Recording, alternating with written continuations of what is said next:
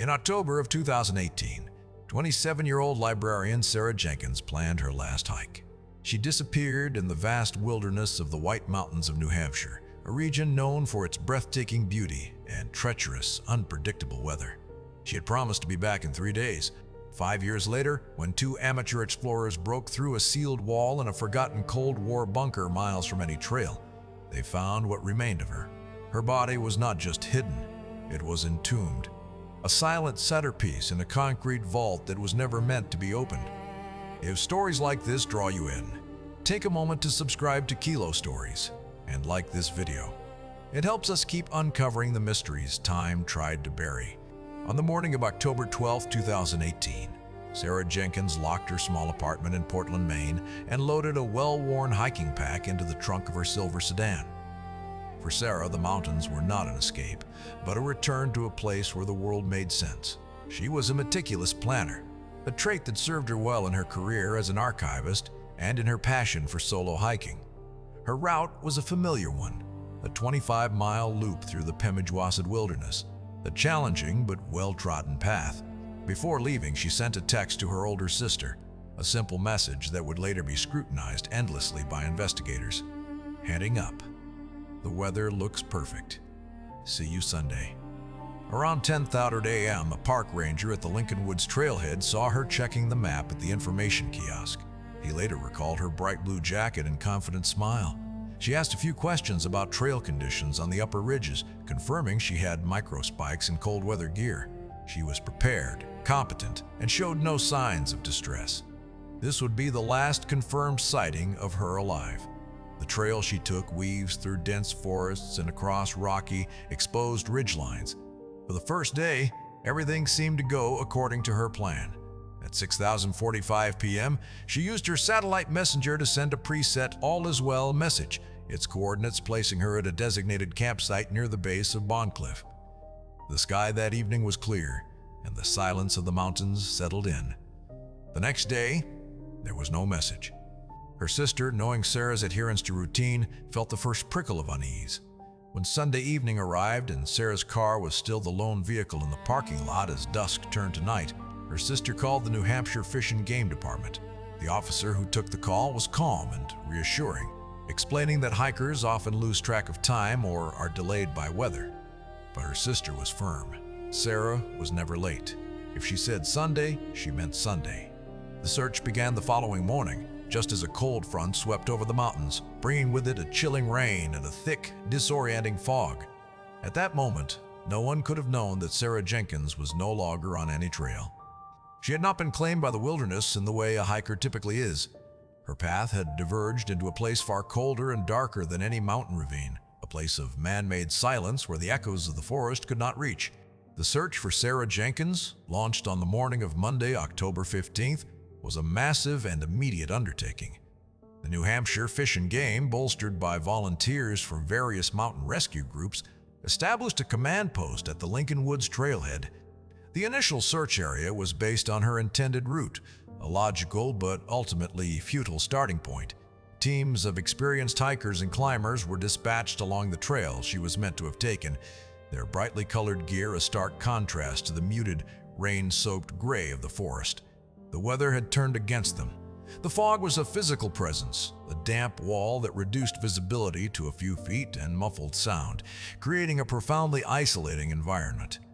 The rain, cold and persistent, washed away any potential tracks and made the rocky paths slick and treacherous.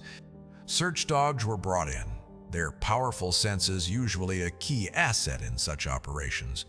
But the overwhelming dampness and swirling winds made it nearly impossible for them to lock onto a consistent scent. They would show interest in a spot, only to lose the trail a few yards later, turning in confused circles. On the third day, a helicopter from the Army National Guard was able to take flight during a brief break in the weather. Equipped with a thermal imaging camera, it scanned the dense canopy of the Pemigewasset wilderness. The operator saw the heat signatures of deer and bear, but no sign of a human. From the air, the wilderness appeared as an unbroken sea of green and gray, a vast expanse that could swallow a person whole without a trace. The ground teams methodically checked every designated campsite, every lean-to, and every known viewpoint along Sarah's route. They found traces of other hikers, a forgotten water bottle, the remnants of a campfire, but nothing that could be linked to Sarah. Her presence had been erased. Her tent, sleeping bag, and backpack, all brightly colored for visibility, had vanished with her.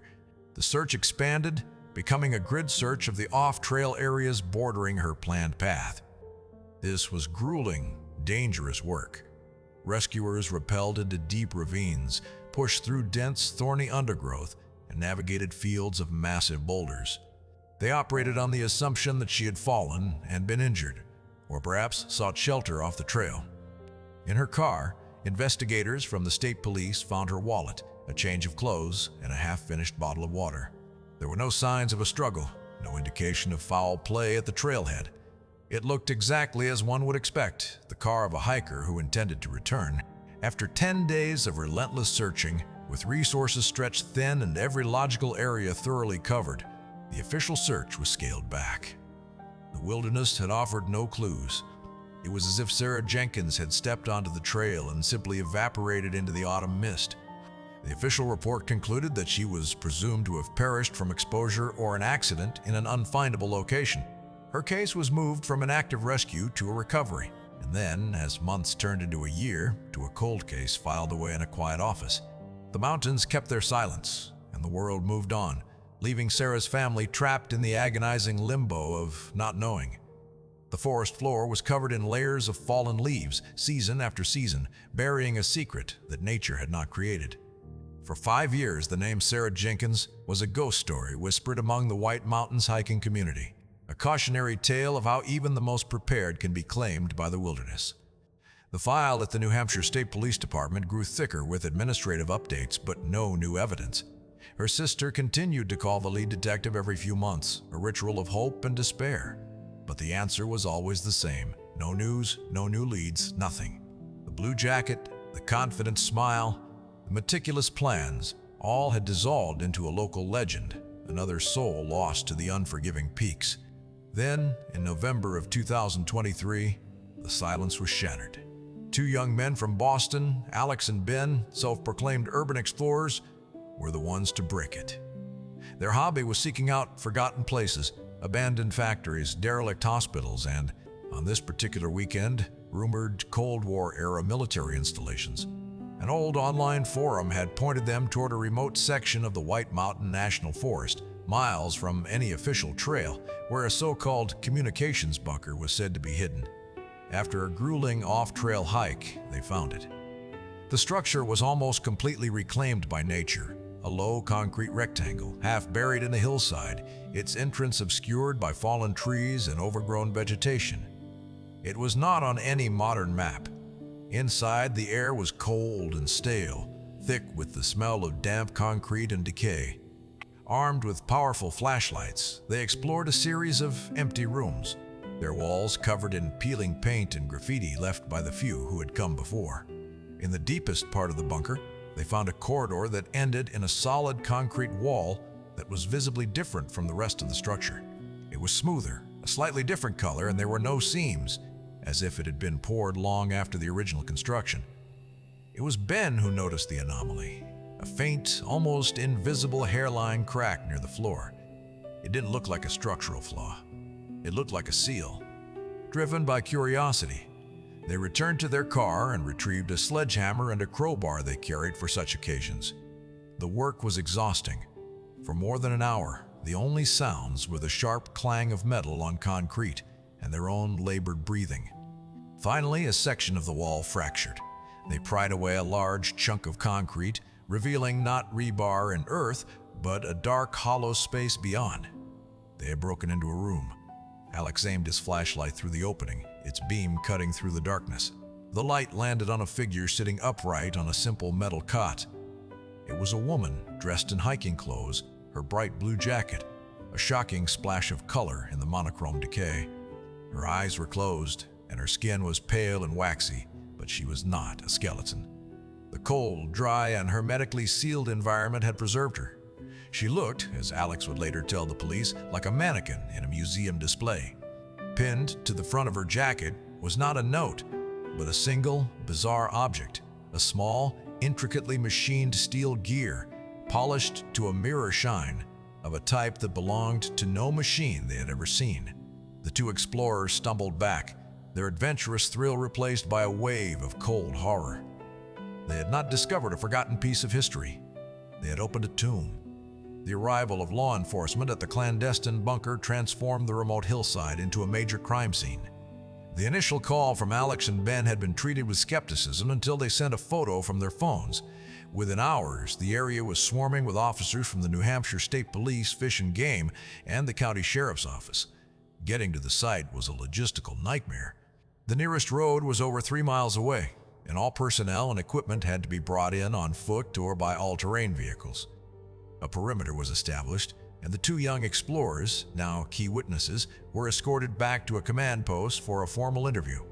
The lead investigator assigned to the case was Detective Frank Miller, a veteran of the State Police's Major Crime Unit. Miller was a quiet, methodical man in his late 50s, with a reputation for being unshakable. He had been a junior officer during the initial search for Sarah Jenkins 5 years earlier, and the name immediately resonated with him. As he stood at the entrance to the bunker, the acrid smell of broken concrete mingling with the damp scent of the forest, he knew this was not just a body recovery. This was the beginning of something complex and deeply disturbing. The forensic team, led by the state's chief medical examiner, Dr. Isabel Reed, began the painstaking process of documenting the scene. The hidden room, or vault as they began to call it, was a small, featureless cube of concrete, roughly 8 feet by 8 feet. The only objects inside were the metal cot, the body of the woman, and a single, high-powered camping lantern placed on the floor, its battery long dead. The body was identified preliminarily as Sarah Jenkins based on the clothing and her general description from the missing persons report. She was fully dressed in high-quality hiking gear. There were no obvious signs of trauma, no gunshot wounds, no visible injuries. She was simply sitting there, as if in a state of quiet repose. The air inside the vault was still and cold. Reed noted that the conditions, low temperature, no light, and a near-perfect seal from the outside world, had created a natural mummification effect, slowing the decomposition process dramatically. This was both a forensic challenge and an opportunity. While it made determining the time of death more complex, it also meant that trace evidence might be perfectly preserved. The most perplexing element was the object pinned to Sarah's chest. It was a custom-machined gear, about 3 inches in diameter, made of stainless steel. It had an unusual number of teeth and a complex internal structure. It wasn't a part from a watch or a standard engine. It looked like a component from a highly specialized, perhaps unique, piece of machinery. There was no blood on it, and it had been attached to her jacket with a heavy-duty pin, piercing the fabric but not her skin. Detective Miller watched as the forensic team worked under the harsh glare of portable lights. Every detail was being captured. The composition of the concrete used to seal the vault, the air samples taken from within, the dust patterns on the floor. Miller's mind was already turning over the questions. Who built this vault? Who had the skill and resources to seal it so perfectly? And what was the meaning of the gear? It felt like a message, a signature left by the killer. This was not the work of a random opportunist. This was planned, precise, and patient. This was the act of someone who saw their victim, not as a person, but as a component in some dark, elaborate machine of their own design. The world now knew that Sarah Jenkins had been found, but the how and why of her death were a mystery as deep and silent as the tomb she had occupied for 5 years. The forensic investigation into the death of Sarah Jenkins was a slow and meticulous descent into the strange details of her entombment. Dr. Reed's autopsy began at the State Forensic Lab in Concord the day after the body was recovered. The external examination confirmed the initial assessment. No signs of a struggle, no ligature marks on the wrists or ankles, and no overt injuries that would point to a violent death. Her hiking boots were still laced, and her hands rested in her lap. The cause of death was not immediately apparent. The toxicology report came back clean. There were no drugs or poisons in her system. The breakthrough came from the internal examination of her lungs. Microscopic analysis revealed a complete lack of oxygen exchange in the lung tissue, but also a notable absence of the petechial hemorrhaging typically associated with violent asphyxiation or strangulation. Dr. Reed concluded that the cause of death was most likely environmental asphyxia. Sarah had been sealed in the vault while still alive and had died peacefully, perhaps in her sleep, as the oxygen in the small, airtight space was slowly depleted. This finding sent a chill through the investigation. It painted a picture of a murder that was both passive and horrifyingly cruel. The killer had not needed to lay a hand on her. They had simply needed to build a box, put her inside, and wait. Detective Miller focused his attention on the physical evidence from the vault itself. The concrete used to seal the room was analyzed. Its composition was unique, a high-strength, quick-setting mix not commonly available for commercial use. It contained specific additives that suggested it was a specialized formula, perhaps for military or industrial applications. This was a significant clue. Whoever sealed that wall was not a simple contractor. They had access to or knowledge of specialized materials. Simultaneously, Miller launched an investigation into the history of the bunker. Declassified government archives and old topographical maps identified it as Observation Post 7, a small signals intelligence facility built in the 1950s at the height of the Cold War. Its purpose was to serve as a hardened, survivable communications hub in the event of a nuclear attack. The facility was officially decommissioned in the late 1970s, stripped of its equipment and its entrance supposedly sealed. The records of the decommissioning were sparse, listing a private contractor, Federal Engineering Solutions, as the company responsible for the work. The company had long since gone out of business, its records lost or destroyed. This left Miller with a list of potential connections that was decades old. The steel gear remained the most enigmatic piece of evidence. Metallurgists at the FBI laboratory in Quantico, where it was sent for analysis, were stumped. The alloy was a high-grade stainless steel, but the design was completely non-standard. The gear's teeth were cut at an unusual angle, and its internal hub was designed to fit a shaft of a non-standard dimension. It was not a mass-produced part. It was a bespoke creation, machined with incredible precision. An FBI expert in mechanical engineering suggested it might be a component of a custom-built clock, an automaton, or some other form of intricate mechanical device. He called it a grief-stricken piece of engineering, beautiful, functional, but with no apparent purpose. It was a piece of a puzzle without a picture. Miller had his team create a timeline, cross-referencing Sarah's disappearance with any reports of suspicious activity in the area around October 2018. They found a single, overlooked entry in a ranger's log. A week before Sarah went missing, a hiker had reported seeing an old, unmarked service road near the bunker's location that was usually impassable but had been recently cleared of fallen trees. The hiker had also seen an old, dark-colored pickup truck parked near the head of the road. At the time, it was dismissed as likely being a hunter or someone illegally cutting firewood. But now, that dark pickup truck loomed large in Miller's mind. It was a vehicle, a way to transport heavy materials like concrete mix and tools into a remote location. The investigation was no longer about a missing hiker. It was about finding a ghost, a methodical, technically proficient killer who could move through the wilderness without a trace, who understood concrete and steel, and who had turned a forgotten relic of the Cold War into a private mausoleum. The case was now a hunt for an engineer of death. With the forensic and physical evidence pointing toward a highly skilled and organized perpetrator, Detective Miller shifted the investigation's focus to the human element. He needed to find a person, or a type of person, who possessed the unique combination of skills and local knowledge required to carry out such a crime. He requested assistance from the FBI's Behavioral Analysis Unit. Agent Julian Croft, a profiler specializing in cases involving abduction and ritualistic behaviors, flew in from Quantico. Croft's profile, developed after reviewing the case files and visiting the bunker, was both specific and unsettling. The offender, he concluded, was likely a white male, between 50 and 70 years old. He would be a loner, socially isolated but highly functional and intelligent. His background was almost certainly in a technical or engineering field, military engineering, civil engineering, or skilled machining. This person had a deep, almost proprietary connection to the location of the bunker, viewing it as his private domain. The crime itself, Croft explained, was not an act of rage or passion. It was an act of control and collection. Sealing Sarah in the vault was not just a method of killing, it was a method of preservation. The perpetrator likely saw her as an object to be possessed, an intruder in his world that he had captured and made a permanent part of his collection. The gear was his signature, a symbol of his identity as a builder, a maker of complex things. It was a token of his craft, left as a mark of ownership. This was not his first act of possessing the space, Croft theorized, but it was likely his first murder. He was a creature of habit and routine, and his life was likely intertwined with the history of that bunker.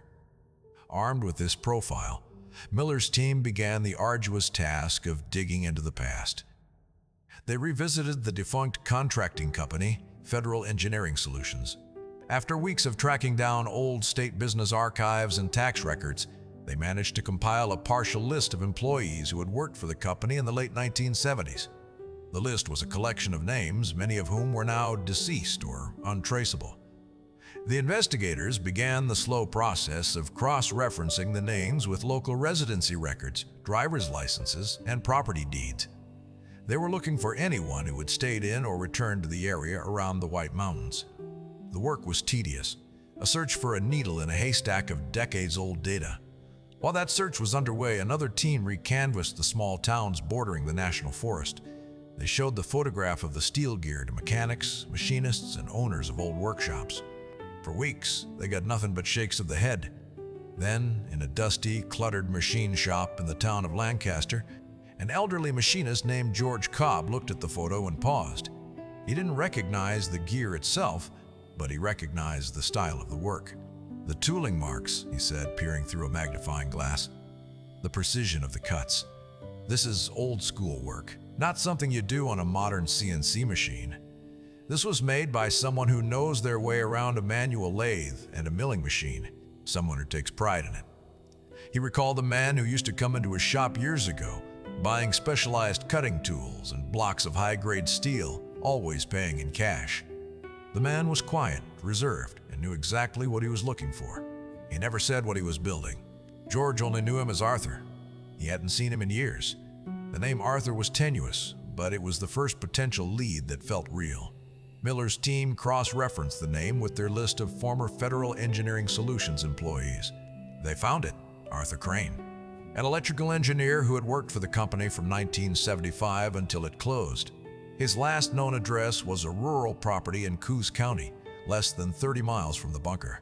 A check of state records showed that Arthur Crane, age 68, still owned that property. He had no criminal record, not even a traffic ticket. He lived alone. He was, for all intents and purposes, a ghost. But now, the ghost had a name. The existence of Arthur Crane was like a key turning in a lock that Detective Miller hadn't even known was there. Suddenly, disparate pieces of the puzzle began to align. Arthur Crane was 68 years old, fitting the profiler's age range. He was a former engineer for the very company that decommissioned the bunker. He lived alone in a remote area, suggesting social isolation. And he had a history of purchasing specialized materials from a local machine shop. The circumstantial evidence was compelling, but Miller knew it was not enough for a search warrant, let alone an arrest. He needed more. He needed to connect Arthur Crane directly to the crime scene or to Sarah Jenkins. He initiated a quiet, low-profile surveillance of Crane's property. The property was a secluded 10-acre lot at the end of a long, unpaved driveway surrounded by dense woods. The house was a small, well-kept cabin with a large, detached workshop. From a distance, plainclothes officers watched and documented Crane's movements. His routine was as rigid as a clockwork mechanism. He left the house every morning at precisely 7:30 a.m. to walk the perimeter of his property. He spent most of his days in the workshop, the faint hum of machinery audible until late in the evening. He made one trip into town each week on Tuesdays to buy groceries and supplies. He spoke to no one. He was a man living entirely within a world of his own making. The surveillance provided context, but no hard evidence. Miller needed to get closer. He devised a plan, a soft knock, as it's known in police work. He and a younger detective drove up Crane's long driveway in an unmarked car, dressed as if they were fish and game officers. Their pretext was that they were following up on reports of illegal trapping in the area. Crane met them on the porch of his cabin. He was a tall, thin man with gray hair and startlingly intense blue eyes. He was polite but distant, his answers to their questions brief and precise. He denied seeing any illegal traps. While Miller engaged Crane in conversation, the younger detective casually looked around, his eyes scanning for anything out of the ordinary. He noted the meticulously organized woodpile, the clean and orderly exterior of the house, and the heavy-duty lock on the workshop door. And then he saw it. Parked behind the workshop, partially obscured by a canvas tarp, was the unmistakable shape of an old pickup truck. A corner of the tarp had been lifted by the wind, revealing a section of the truck's body. It was a dark, faded blue, and the rear tire matched the tread pattern found on the old service road near the bunker. It was a small detail, but it was a concrete link. After they left, Miller immediately began drafting an affidavit for a search warrant. He now had the suspect's profile, his connection to the bunker's history, the witness statement from the machinist, and the visual confirmation of the truck. He argued that there was probable cause to believe that evidence related to the abduction and murder of Sarah Jenkins could be found on Arthur Crane's property, specifically within the workshop. A judge, after reviewing the affidavit, agreed. The warrant was signed. As dawn broke the following day, a convoy of state police vehicles made its way down the quiet country roads of Coos County. The element of surprise was crucial. They didn't know what they would find in Arthur Crane's workshop, but Detective Miller had a gut feeling that they were about to unlock the secrets of a man who had lived his entire life in the shadows, a man who had built his own world and a tomb in the heart of the mountains. The raid on Arthur Crane's property was executed with quiet precision. As the sun crested the trees, tactical officers secured the perimeter while Detective Miller and the search team approached the cabin. Crane answered the door before they could knock, dressed and seemingly expecting them. He showed no surprise, no fear, only a kind of weary resignation. He did not resist as he was placed in handcuffs and read his rights. He remained silent, his intense blue eyes following Miller's every move. The search of the cabin yielded little. It was Spartan, obsessively clean and impersonal. There were books on engineering, electronics, and history, but no photographs, no letters, no personal effects. It was the home of a man who had systematically erased any trace of a personal life. The workshop was another world entirely. When the heavy door was opened, the investigators were met with a scene of breathtaking and terrifying order. It was not the dusty, cluttered space of a hobbyist. It was a high-end, professional-grade machine shop. A massive manual lathe stood in the center of the room, polished and gleaming. A milling machine was positioned against one wall, its cutting tools arranged on a magnetic rack in order of size. The walls were lined with custom-built cabinets and drawers, each meticulously labeled. This was Arthur Crane's sanctuary. The search began. Forensic technicians started the methodical process of documenting and collecting evidence. In one of the cabinets, they found blueprints, not for machines or buildings, but for intricate, complex clockwork mechanisms. The designs were stunning in their complexity, filled with gears and levers of all shapes and sizes. On one of the blueprints, an investigator circled a gear in the design. It was a perfect match for the one found pinned to Sarah Jenkins's jacket. This was the moment Miller knew they had their man. The search continued, deeper into the workshop. In a locked, fireproof cabinet, they found a collection of journals. The entries, written in a small, precise script, spanned decades. The early journals detailed his work as an engineer, his frustration with his colleagues, and his growing disillusionment with the outside world. He wrote about the decommissioning of Observation Post 7, a project he had overseen. He called it his mountain, his sanctuary. As the years went on, the entries became more detached, more focused on his projects in the workshop. He was building something, a grand chronological engine, a massive, intricate clock of his own design meant to be a perfect timekeeper. The journals chronicled his obsession, his quest for mechanical perfection. Then, in the fall of 2018, the tone of the entries shifted. He wrote about an interruption, a new component that had wandered into his world. He didn't use Sarah's name. He referred to her only as the anomaly. He described watching her from a distance as she hiked near his bunker. He was not angry, he was fascinated. She was an unexpected variable in his perfectly ordered universe. He wrote about his decision to collect her, to integrate her into his world. The final entries were a cold, detached account of her capture. He had disabled her with a chemical spray, a fast-acting sedative he had concocted himself.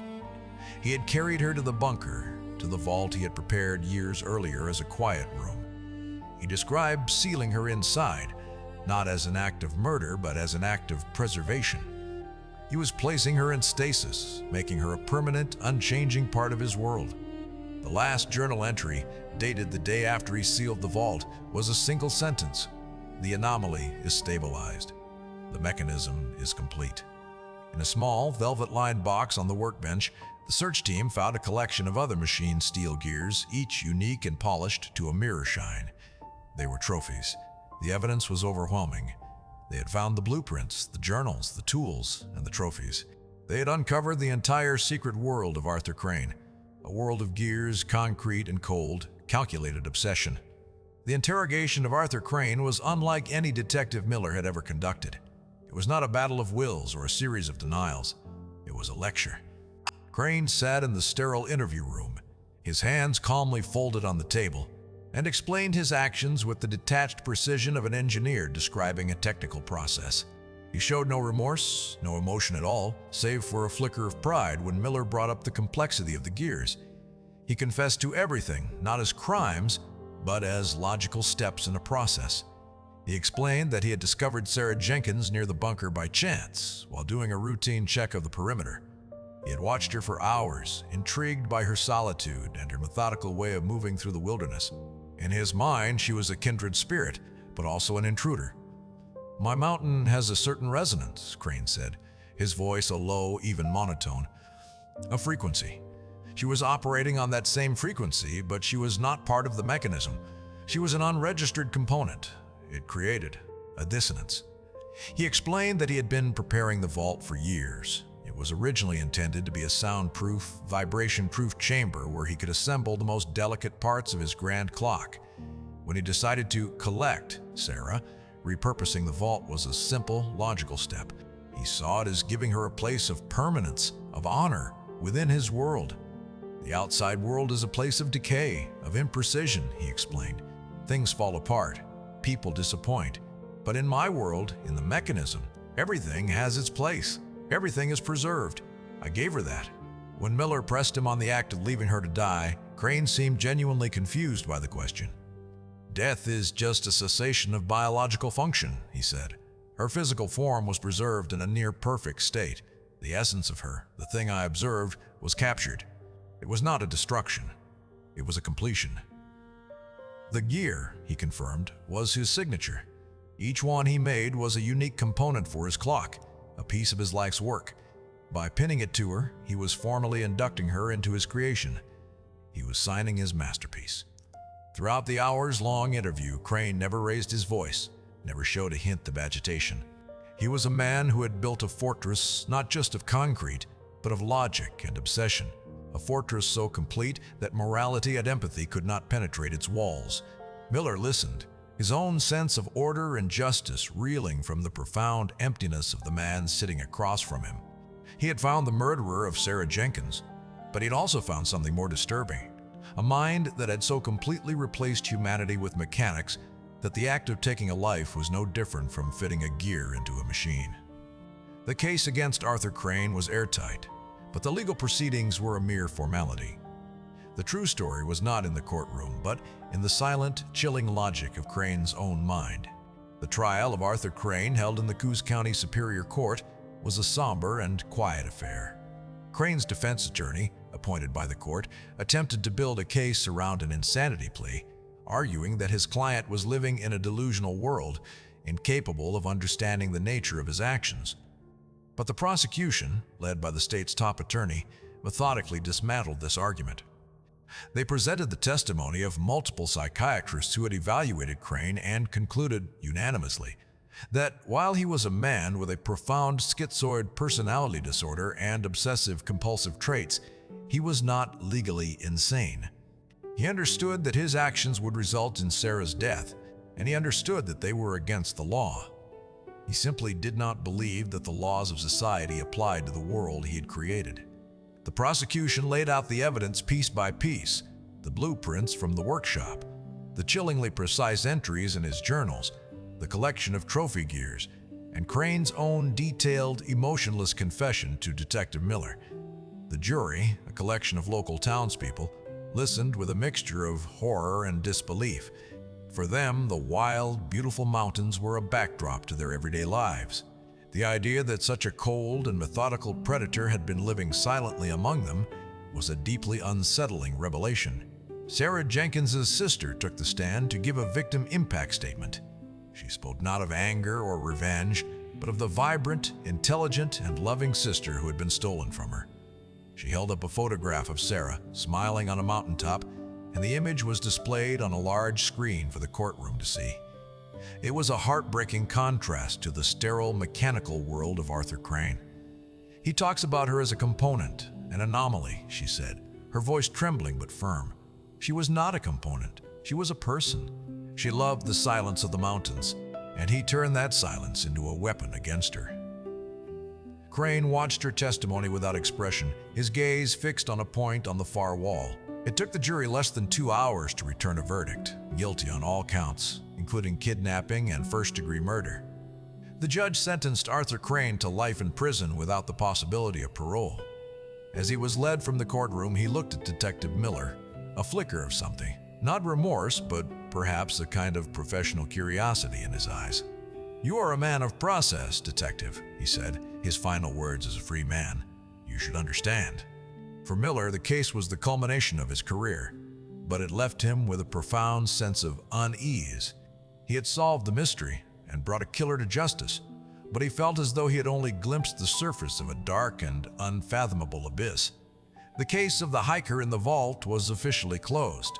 The bunker was permanently sealed by a federal demolition team, this time with tons of concrete and steel, burying its dark history for good. But for those who lived in the shadow of the White Mountains, the story became a permanent part of the local lore, a chilling reminder that the deepest and darkest places are not always in the wilderness, but sometimes they are hidden within the quiet, orderly minds of men. The silence returned to the mountains, but it was a different kind of silence now, one that seemed to hold the echo of a librarian's last breath and the cold, steady ticking of an invisible clock.